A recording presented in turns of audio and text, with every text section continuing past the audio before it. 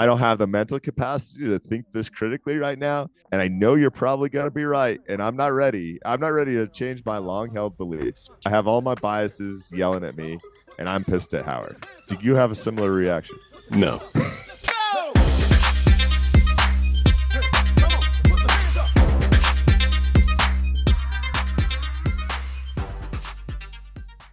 This podcast contains the arguably witty banter of two friends, Skippy and Doogles, that like to debate about investing.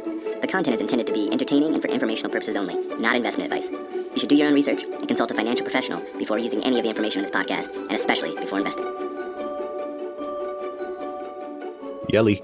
The bankrupt trucking company? Yelly? Yelly. Or one of the greatest hip-hop artists between 1998 and 2003. If you're mispronouncing his name with a Y instead of an N, or what are we talking about here? Or Yelly Furtado. Shout out Canada. Oh man, I want to dive right in. There's some meat on the bone this week, and it's fun stuff from really smart people. It's not just us making fun of Kathy Wood. Is that even possible? Let's try it. Let's go for it. I mean, we could do that too. All right. Morgan Housel had an awesome piece this week, and like all Morgan's stuff, it's so like quotable and simple, and really just makes you think. It's called "A Few Laws of Getting Rich." Ooh, it's good stuff.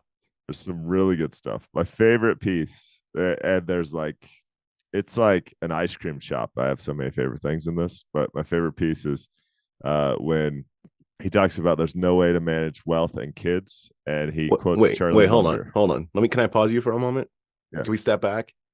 Because the name of this is A Few Laws of Getting Rich, but it's really about how painful it is to be rich. I know. I thought the title was funny. Yeah. That's a good. And it starts with the first sentence is there are 13 divorces among the 10 richest men in the world. Just to give you a sense for that sets the whole tone. You can continue.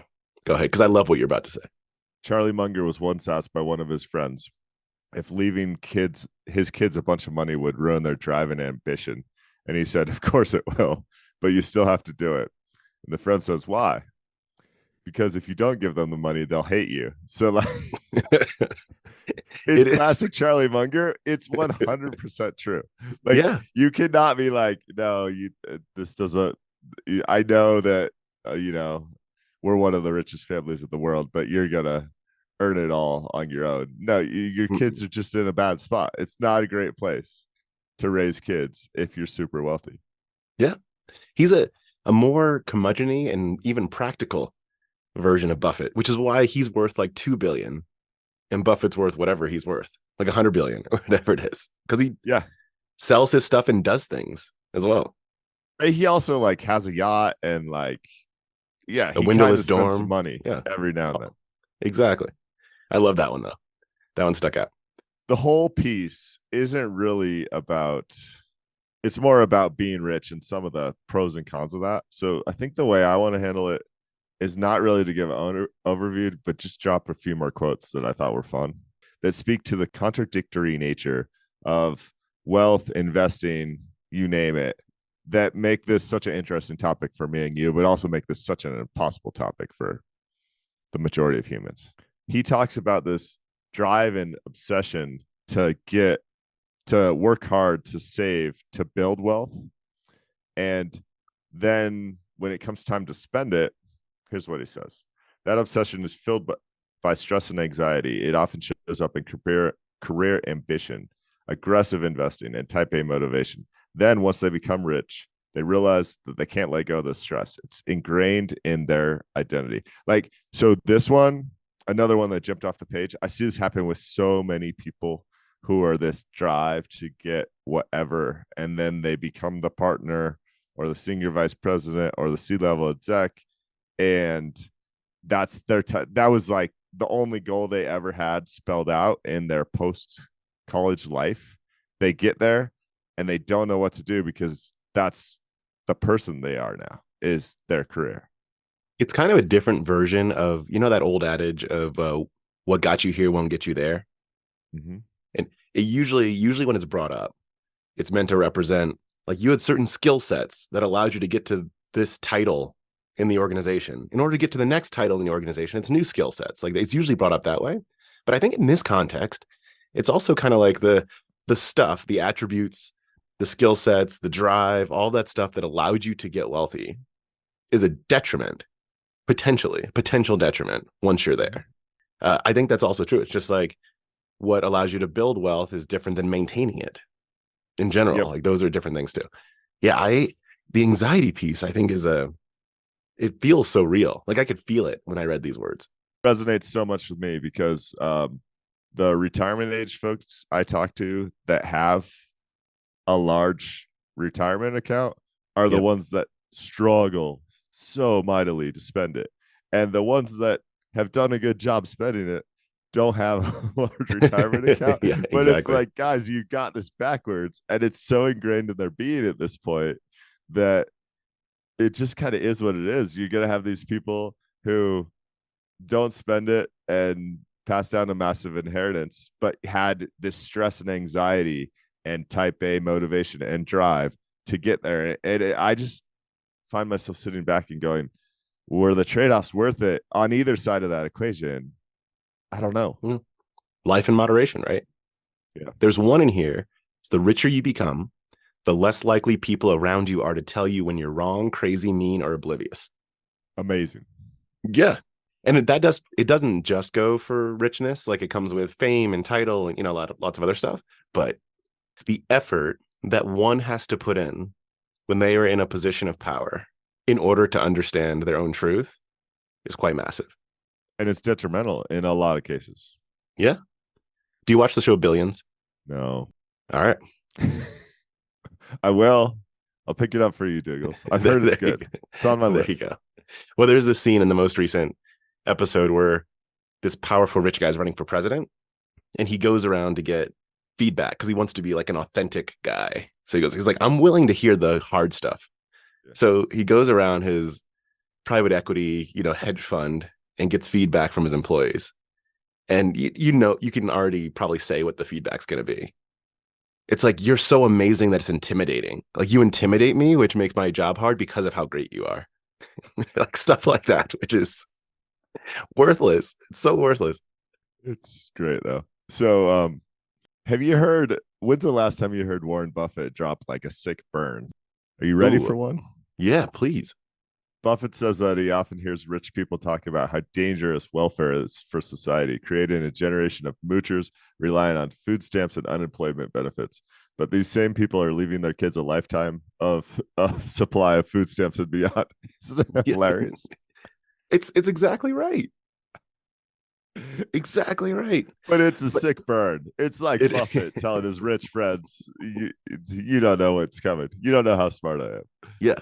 Because if you abstract this kind of stuff out, basically I do not believe that people should be provided with, call it money, sustenance, except benefits that they did not earn themselves. That is the thesis statement. But then you need this thing in brackets. It's like, if that's provided by the government, in order for other people to feel good about themselves. Well, you go back to the Munger quote of the rich dad has to give it to his kids, the rich mom.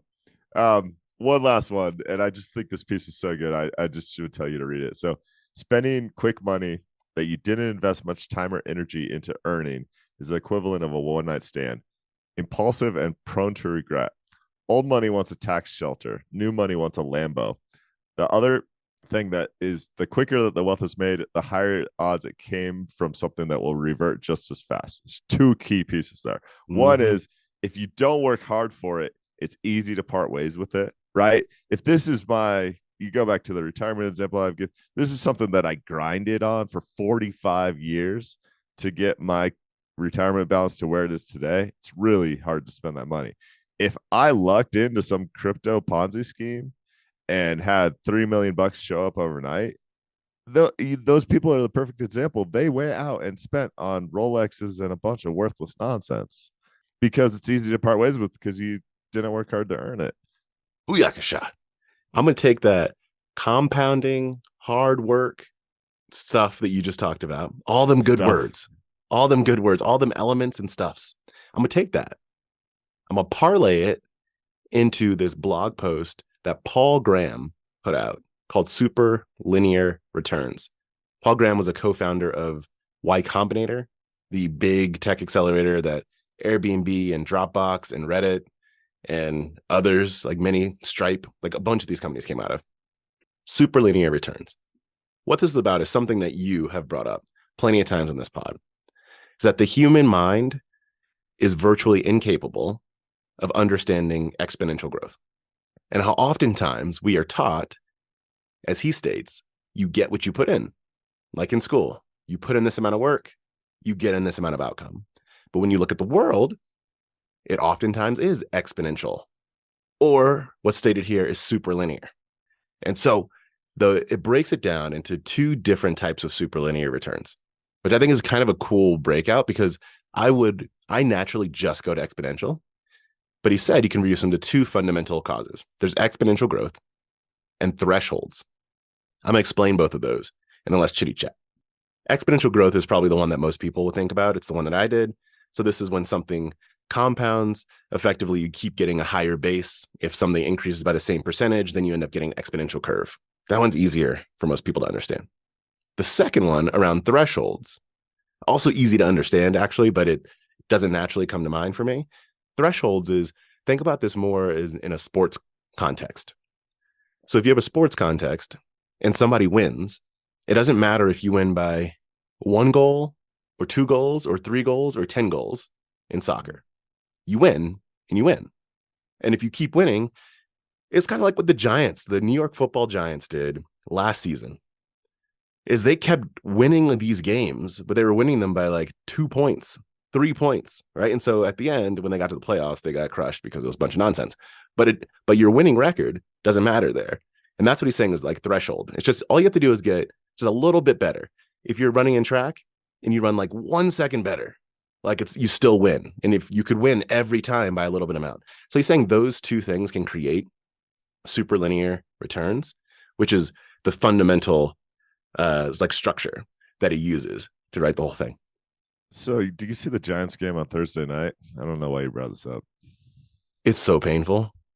Well, so they were on the old school jerseys from like what seemed like the 80s era, super sharp jerseys. But dude, I had to turn the thing off. As a Broncos fan, I was just getting flashbacks to the Super Bowl with the backup quarterback put up like 55. It was rough, really rough. No, what backup quarterback was putting up 55 last Wasn't Thursday? it Jeff Hostetler? I mean, you're gonna make me no, now you're going back. I'm saying last Thursday. There was a backup quarterback last Thursday who was putting up negative 55 like rushing yards or something. Anyway, you got to bring up old stuff. Superlinear returns. Keep going on superlinear returns. He names some of the fields that are most likely to have superlinear returns, and there are a few of them that are put out here, but I think it's kind of cool how diverse it is.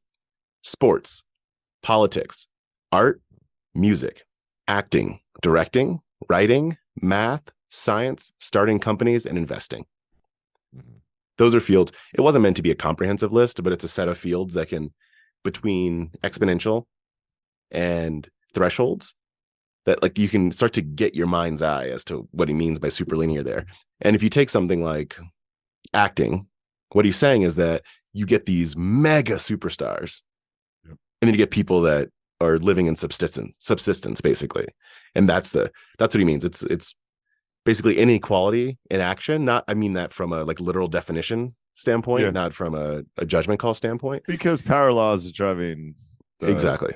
Yeah, of course. Exactly. Here's a quote I love. Read this whole paragraph. The most obvious way to take advantage of superlinear returns for performance is by doing exceptionally good work. At the far end of the curve, incremental effort is a bargain. All the more so because there's less competition at the far end, and not just for the obvious reason that it's hard to do something exceptionally well, but also because people find the prospect so intimidating that few even try, which means it's not just a bargain to do exceptional work, but a bargain even to try to. The short version of this, let's bring it back to investing, one of the fields you mentioned there. We discussed how it's almost structurally set up in the world of finance, that it's this complex beast that's so hard and intimidating to get into. Yeah. That's starting to dip your toe when he says bargain. He's saying like at the beginning of a thing, at that like far end at the beginning, it's actually really cheap to try. we discuss putting in whatever you can, even if it seems like a wildly small amount. Put in whatever you can, and that's when you're getting the biggest bargain. You can make your mistakes, right? You make the errors when it's cheap, and because it's so hard or seemingly so intimidating for people to get involved, that you're way ahead of the curve just by trying. You're naturally inclined to love a write up like this because there's a lot of ethos because it's Paul Graham of the startup world, right? Yep, true. And I love that. I think I found this persuasive, but something that it takes more mental effort for me to become accustomed to the super linear returns in the startup world. In investing and sports, it kind of clicks with me and always has clicked with me. The challenge I have with getting fully on board with this is that when we talk super linear things and you talk exponential growth, I don't always feel like your hard work gets rewarded. I feel like there are a lot of, I'm going to go back to startups, but there are a lot of great startups that people work really hard and really smart, and a few pieces of luck almost never fall into place where they don't see the exponential return. So that's the challenge I have with this. In investing, I don't really feel that way. In investing, I feel like if you put in the work with a disciplined approach and the right time horizon, and your savings rate is at an appropriate level, like your chances of winning, your chances of getting to the place where you get returns in the top tier are like really high, 95 to 99%, depending on where you live and what market you're in. But I don't feel that same way in starting companies. I'd push back on that. Okay. Your general premise, I get. He does talk about luck in here as well and how luck is a factor in all this. Yeah. I would say in the investing world, if you put in the work, you have disciplined approach, you have a long time horizon, you will end up most likely with solid returns, not top tier. Well, let's define top tier. I'm really mean like I'm top talking 20%. Peter Lynch, Warren Buffett. No, I'm Like talking that. top 20 percentile. Like in terms of you beat all the yahoos that are out there trading options, that are in and out of funds multiple times a year, that have no clear strategy. That's what I'm talking about. Yeah. Yeah. So I think for that, that's true. That's not you don't get to the super linear part of it by doing that. But you're right that it is such that especially if you get to low cost index funds over long time horizon, you're not playing within, funny business, that you can get to a place that's decently solid, which is different than something like in the startup world. It might not be different than if you just say, let's go non-startup, but just like small business. If you're like, I'm going to open a car wash, and you do enough of the work to figure out like the geography that'll make sense. There was a car wash there before. You can probably end up in a similar place. The startup world is a fully different thing because you're shooting, because of the nature of venture capital. Like you are shooting for exponential. And so that's a little bit different. But I hear you broadly, but I push back a little bit. Okay, he does talk about luck. Yeah, go for it. Well, there's two things I need to mention, and then I'll let you keep going. First is when you talk about luck, the right supplement here is a book by Michael Mauboussin called The Success Equation. Have you ever read that one, Doogles?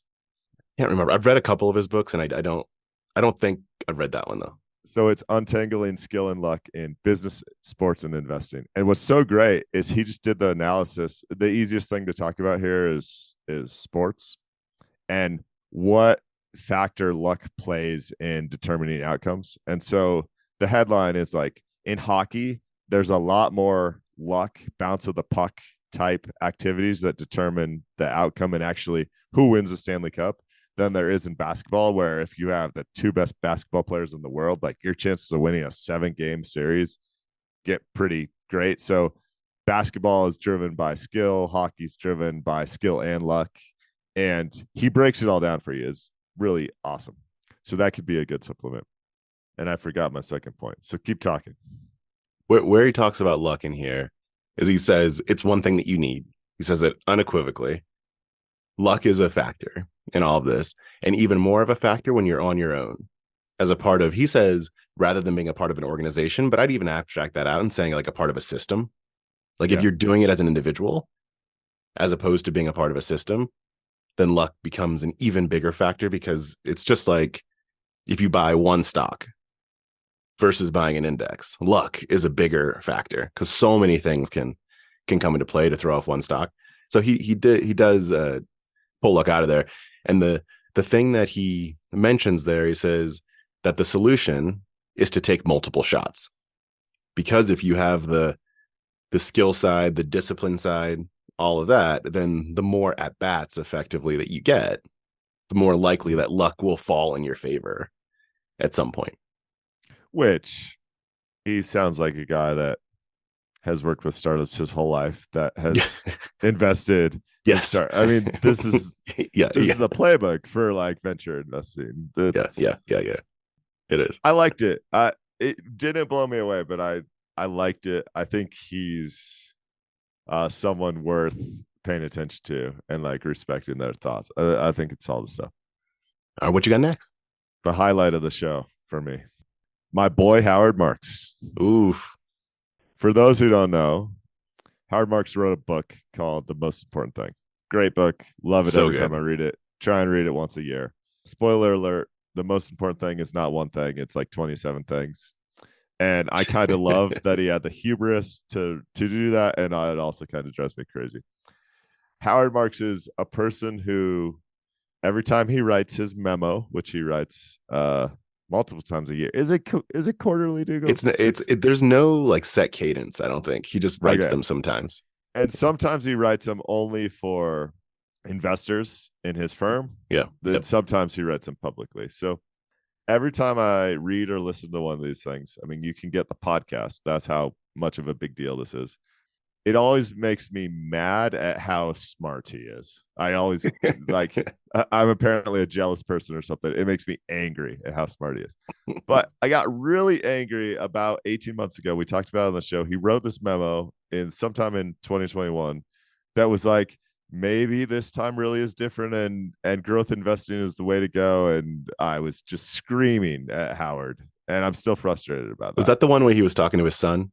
Yeah. He's because his son was more like a venture growth investor, still is. And he was just trying to be open-minded about a different approach because his style hadn't worked great in a decade plus. So that's one of the brilliant things about Howard Marks. He's always looking to poke holes in his long-held philosophies, even if he's held those philosophies for 40 or 50 years. Put that aside, he wrote a book, this memo. It's called Sea Change. Well, it's the follow-up thoughts from a previous memo he wrote called Sea Change. And the standard talking point in investing is when people say this time is different, you should be really concerned because this time is almost never different. And what happens is mean reversion. How's a better way to say that, Doogles? So if people are saying, I'm just trying to think of a good example of the standard talking point. What I throw out is the rationale for why people usually do it. And people usually do it to justify valuations. So it's typically saying, at least in the investing world, it's typically saying, yeah, and of course valuations are high right now. That's because of, and name one factor. That's typically why. So the rationale of why you say it is important in the difference. Besides, if you just look at the macro environment, ignore where things stand, and you look at like the differences in macro environment, I think that's at least what he's trying to state here. Yeah. So I'll do it with NVIDIA stock from memory, right? Ooh, okay. If people are going, if I'm going, gosh, every time I've ever seen a significant amount of stocks get over price to sales of 10, their average return for the next year is down 40%, and their average return for the next 5 years is down 80%. So I'm not high on the prospects of NVIDIA right now. And a NVIDIA stockholder comes to me and says, yeah, but like AI and their chipset and this and that and everything else, like NVIDIA is a superstar, or Tesla is different. Tesla's not a legacy car maker. It's a software company. Usually what happens with that 90+% of the time is history repeats. and the previous fundamentals that have held true for hundreds of years continue to hold true. So when Howard Marks starts his memo telling me that this time really might be different, I happen to consume this while driving in my car. I'm literally screaming, like, Howard, don't do this to me. I don't have the mental capacity to think this critically right now. And I know you're probably going to be right. And I'm not ready. I'm not ready to change my long held beliefs, right? I have all my biases yelling at me, and I'm pissed at Howard. Do you have a similar reaction? No. Okay. Let me hand the baton to you. So what does he go on to argue, and why, and do you find it convincing? Because I gotta tell you, I'm pretty intrigued with this idea. So if I get rid of the phrase, this time is different. Yeah. And discuss some of the structural changes, it's stuff that we've been talking about. What he breaks down is that over the last 40 years, you've gone from super duper high interest rates, high double digit style interest rates, like to 0%. Yeah. To zero. To zero interest rates. So that happened for 40 years. Now we are in a world where potentially we may just end up having quote unquote normal interest rates for the foreseeable future. And so things that worked where someone might say, if you take a long enough period of time, let's call it 40 years, we can say that is enough cycles to be able to say that this strategy lasts in anything. But he's saying this was a time where he went from 18% to zero, effectively like in a straight line down. Now, obviously there were dips and increases, but that's what he's saying. And so it's more that the structure, the environment that we're operating in is different. Now, I'll also throw this out. This is why I say no. I'll throw this out. You know that Robert Frost quote that I threw out to you before that I enjoy? I'm going to kind of paraphrase it right now. That oftentimes what we see as change are truths going in and out of favor. Mm-hmm. When you take something like, let's take NVIDIA. We're picking on NVIDIA just because it exists, not because it's actually NVIDIA. When you take them and you say something like, if you're trading at this multiple, that means that your revenue has to grow by at least 60% for the next 10 years. That still is true. Like, that's still the bet. That doesn't change. But Howard Marks is saying that the environment in which that's happening is different. And sometimes that could be the case. Okay. That makes it more or less likely that you could do that thing. Yes and no. Actually, just yes and yes. So first, I love this point. He's been going around to his investing friends and going, tell me the most, I forget the way he phrased it, but like the most impactful thing you think that has happened in the past 50 years in investing. Mm-hmm. And people say like the great financial crisis or whatever. And he goes, no, interest rates. Interest rate movement over 40 years. And he's exactly right. The biggest thing that has shaped the investing lifetimes of the most influential investors today is interest rates going from 18% in 1980 to 0 2 years ago. Now, interest rates being at 5% right now is so fascinating because, Doogles, are we on a 40-year upswing where by the time we get to 2050 or something, interest rates will be at 18%? Or are we just is it a range-bound market where we're going to live in the 5 to 10% range for the next decade and figure things out? Regardless, what he talks about, I just found so convincing. And like I said, I did not want to find it convincing. So he is an expert debt bond fixed income investor. Very few people in the world are. Very few people listening to this podcast are, right? So he's going to talk about high yield debt yielding at rates around 9%. High yield debt, the fancy term for that, Doogles, or no, the layman's term for that is junk bonds. Junk bonds. I'm not telling anyone listening to the podcast right now that you should go dabble in junk bonds. But if you're Howard Marks and you have expertise there and you can get kind of a guaranteed 9% return in high yield debt, and you're looking at, say, U.S. equities as a potential trade-off there, and we've talked about this a ton, U.S. equities expected returns over the next 7 to 10 years are like, they used to be negative 2 to 3% a year annualized. I don't know exactly what they are now, but they're not great. Like, break even is a very real possibility for expected US equity returns. Now you can get better expected equity returns if you go emerging markets, if you buy small value stocks, but all these other things that take more effort. And I think what Howard says at the highest level is simply it's time to start to look at fixed income again and pull that back into your portfolio. Maybe that's an intermediate term municipal bond. I don't want to get too much into the details. And this is not investment advice, it's research recommendations. But like, he's right that there are now some opportunities in fixed income that are extremely attractive. It gets to a question that we raised here on the pod a few weeks ago. That was, what is the amount? What's the interest rate amount or return amount that you could get from fixed income that could make, like I bonds, I think we were talking about specifically, Yep. that you could get that would make you go 100% there and not into equities. And it's an important one because for us, it's in the double digits, right? Is what we said. Like it's somewhere in the double digits. But what he's saying here is just getting a reasonable return based on what equities have done on average in the past, which you're going to sit somewhere like the 6 to 8%, right? Generally range is what he's talking about. I really enjoyed one of the arguments that he raised against what he's saying. He has this list of things. He's like, here are the reasons people could say that what I'm saying is wrong.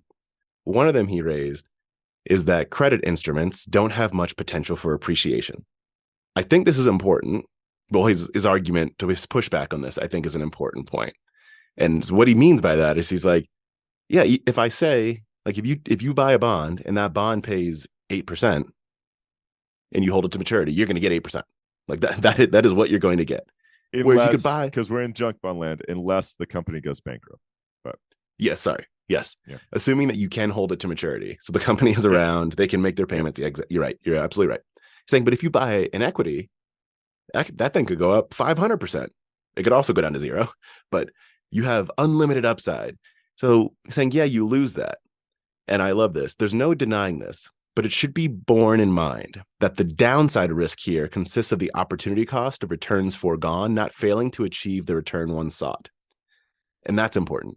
What he's saying is if you're looking to get like 8%, you can get a bond. It's going to tell you you're going to get 8%, so long as all the things that we just named are true. He said, so when you say, yeah, but you miss all this upside, he said, yeah, that's what you're saying is that's like returns that you actually didn't say that you needed, that you're giving up. But if your target is X and you can get X, then you've got it.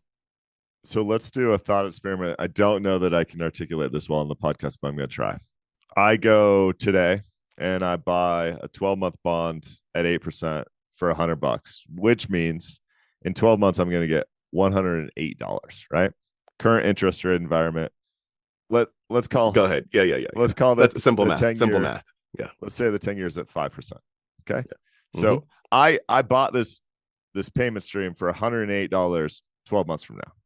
If interest rates go up from 5 to 8%, a similar bond might then yield $11 worth of interest 12 months out. And so the value of my payment stream goes down, that bond, because I could get $111 for a similar deal with a similar company. If interest rates go up, most likely equities, I'm making some generalizations here, just bear with me for the thought exercise. Yep. Most likely that slows the economy and equities trend down. So the equity, the opportunity cost of buying an equity in place of the bond probably goes down in that case. And I'm probably pretty happy with my $108 in 12 months time, even though I could now get $111 for 12 months time. So the value of that bond does decrease slightly. But in the reverse case, Doogles, if I buy my 8% bond and the economy blows up and for some reason interest rates actually get cut, the value of that $108 12 months from now becomes greater because the comparable debt instrument is maybe only gives me $5. Right? Yeah. And equities are probably down in that scenario as well, because if the economy is struggling enough that the Fed gets back to cutting rates when they don't want to do that at all in an inflationary environment, that bond makes out I mean, that bond's going to be the one of the best investments I could hold in a scenario like that. So it's either like pretty good investment that's not a great investment in a rising rate environment, or a really good investment that's increasing the value significantly in a lower market. Either way, I think for equities for the expensive equities in the US market to keep up with well priced non-bankruptcy company type Yep. bond. I don't know why I can't say it. It's just I just love Howard Marks. He's so smart, man. Yeah, It's really I good like thought experiment. how he bottom lined this at the end, and one of the bottom lines touches on what you just said. He said the way he bottom line it is that credit investors can access returns today that are one, highly competitive versus the historical returns on equities, two, exceed many investors' required returns or actuarial assumptions, and three, are much less uncertain than equity returns. I don't know why I just didn't read his summary, Doogles. So he talks about going into a board for a nonprofit who only needs to average 6% a year. And 2 years back, you're jumping through all these hoops. Maybe your uh, asset allocation is tilting towards private equity. Who knows what's going on? Now he can walk in pretty confidently and be like, my company, Oaktree, can get you 6% returns with very little risk. Like, this is a slam dunk. This is the easiest nonprofit portfolio we manage all, at this point in time, if you only need 6%. It's not for the average person to go and read, but if you want to see a different perspective and some second and third level thinking, love Howard Marks's memos. So powerful. I have a question for you. I'm not claiming you'll do it in the next week, but you, as much as anyone I know, I think have been a 100% equities advocate, which has all sorts of challenges and is not for your average investor. Did this memo make you think you need to do some more research or a deep dive on adding some fixed income exposure? Well, so what it made me want to look at is what rates are for corporate bonds right now and like what's available. But so here's the deal. I have when I look at the stuff that I consider to be investing, it's all equities. Mm-hmm. But then there's the stuff that I have in what I'd call savings, and savings with different time horizons. Like the shortest time horizon stuff is more like working capital, like what a company would consider to be working capital. And then I have things that have slightly longer time horizons, and then things with longer time horizons than that. And what I'd mostly be and so some of that is in treasuries. And so some people might say, yeah, that's part of your investing portfolio. I'm like, to me, it's not. It's part of my savings. Like I view it as effectively cash, because I'm not buying 5-year bonds, by the way. Like it's a much shorter duration than that. And so I will look at what corporates are like. It definitely is making me do that over this next weekend because I'm curious. Like what's sitting at 9%? I remember there were things that were sitting at like 7-8% about a year ago. And so I am curious as to where some of the corporate bonds are sitting, out of curiosity, if nothing else. Yeah, it's things like TransDime. Ooh, I mean, I'll buy TransDime all day.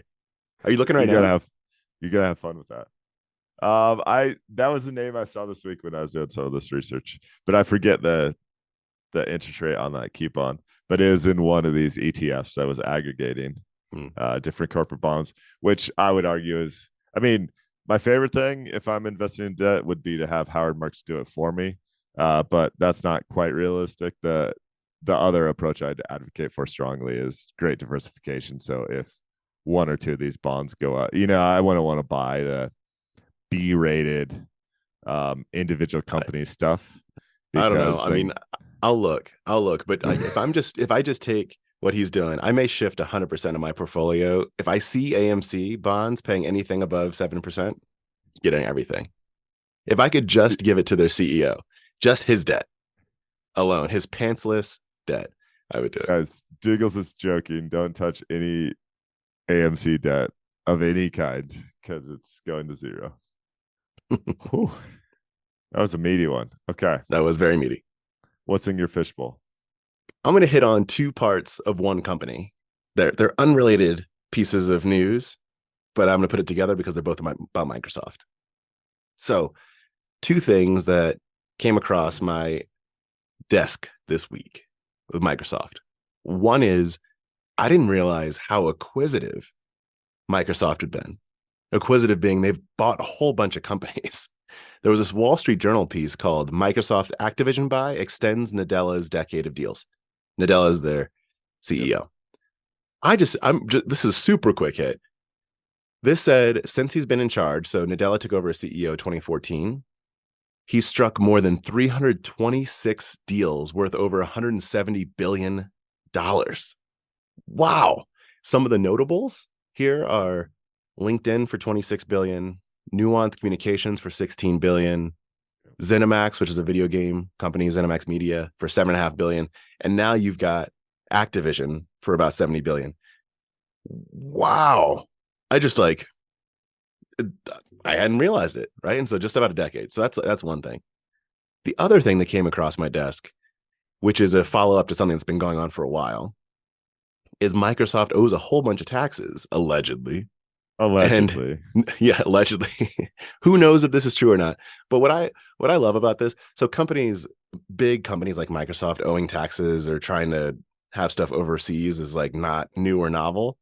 What I enjoyed about this one is what they did allegedly was about 20 years ago. There's this factory in Puerto Rico that they sold their IP to or transferred Microsoft's IP to. This is a factory of like 80 employees or something like that, which made Windows NT compact discs that like has all of Microsoft's IP. That is so blatant. Like I don't know, but I think the thing is that according to what I was reading this from ProPublica is that if you go back 20 years, the government was so lax that the IRS looked at it and were like, yeah, that looks fine. Like that was so it was more or less they were doing what the government was cool with, I think, at that time. And then a few years later, the government's like, is that cool? Like that is so obvious. Like there's no other reason that this 80 employee Windows NT like compact disc factory would have your intellectual property. Like it just does not make any sense unless you're trying to avoid taxes. Mm-hmm.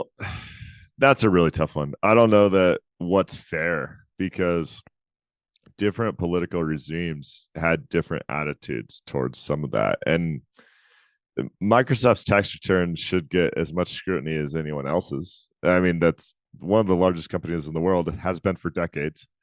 It's just kind of funny that it appears to have given a thumbs up a while back, but now maybe that's changing. Well, and look, in the end, fairness, etc. Yeah, whatever. In the end, what you can look at is this. So apparently it's $29 billion is the amount the IRS says that's owed. From what I'm reading here, that's probably going to end up being something more in the teens of billions that if they end up paying something, they're going to have to pay. This is almost 20 years old, 10 to 20 years, somewhere in that, like the full period in which they were doing this. That is a very solid rated loan from the government, I'm sure that Microsoft got, that has now turned it into a multi-trillion-dollar company. Like Microsoft will fight this thing and also be like, cool. Like that is worth it. Well worth it. The change might fall out of their pockets on the way to DC. Exactly. Just accidentally. Like Nadella could pay this himself and still feel fine. Maybe not. That might be a little aggressive. Yeah, that's a little aggressive. So I was trying to find this talking point so I could give credit to it, but I can't find it. I want to summarize one thing that I found hilarious, but it also speaks to the challenges of investing. It was talking about the rising rate environment, and specifically with pensions, and how the hottest place for pensions to put money to increase expected returns has been private equity. And what private equity has been doing is buying a lot of these mom and pop shops like a HVAC contractor, rolling those up, adding leverage, adding debt, and then flipping them to go somewhere else. That's how they got their high returns. And the reason that private equity had high returns over the last decade or two is because you were living in a place where that debt was so cheap that it was like an easy game to run that flip shop. And so now, just as these endowments have allocated more and more of their money to private equity to do those roll-ups and flips, the roll-ups and flips no longer make sense because the price of debt has changed. And so what does that mean to your expected returns for private equity? It means they're going to suck, but it means they're going to suck as soon as the large amounts of capital arrive. It's just a classic chasing returns, not understanding mean reversion type story. And it was so well articulated that I wanted to relay it. If you find it, send it over. You can throw it in the Substack. Yeah. Sounds cool. Yeah. All right. One last thing for me. I continue to be fascinated by home prices. So here's a breakdown of the type of house you could afford based on interest rate changes over the past couple of years.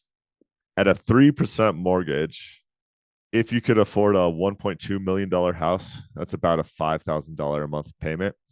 Today at 8%, you can afford a house for $700,000. You lost $500,000. Wow.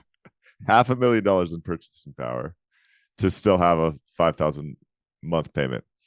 More typical example, a 3% mortgage, say you could afford $3,000 a month. That's roughly $700K in a 3% environment. Today, that's a $400,000 house to get that same $3,000. Wild. Isn't it wild? Like, and people wouldn't places, intuit that. Naturally, you wouldn't intuit that. No, that's you that can't. Big. Like it's drastic to say. I used to be able to afford a $1.2 million house, and now I can afford a house for $700,000.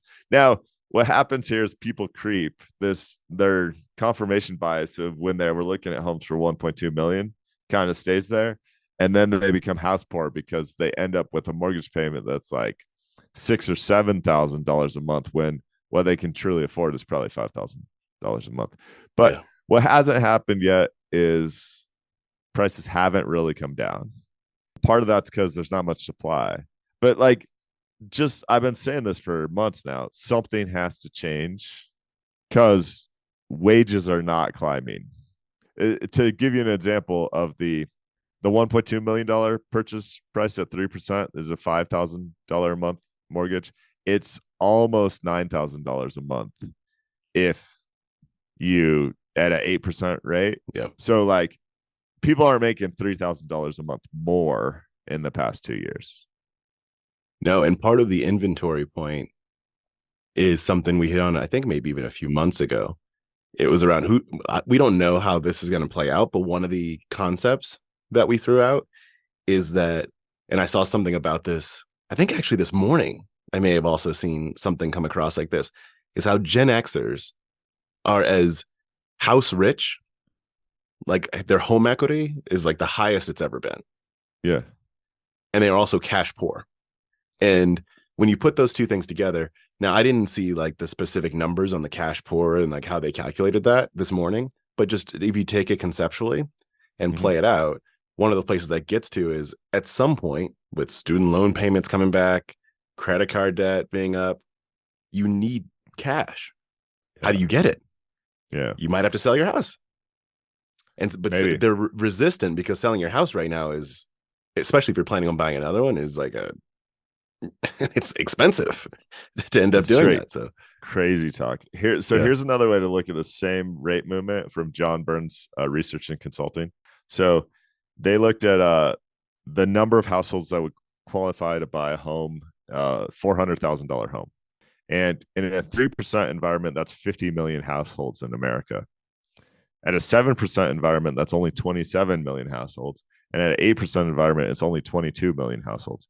So you have maybe 28 million households that used to qualify to buy the average-ish home in America that no longer qualify. Like they just have been priced out of the housing market, assuming they need interest to buy it or debt to buy it.